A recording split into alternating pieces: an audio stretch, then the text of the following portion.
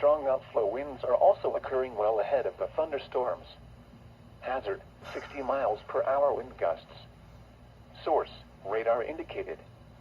Impact, expects damage to roofs, siding, and trees.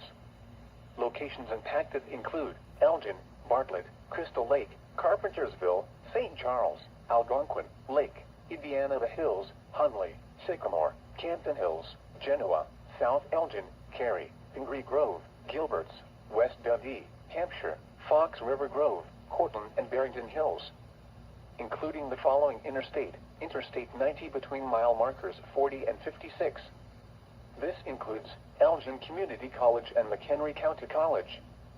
For your protection, move to an interior room on the lowest floor of a building. Torrential rainfall is occurring with these storms and may lead to flash flooding. Do not drive your vehicle through flooded roadways.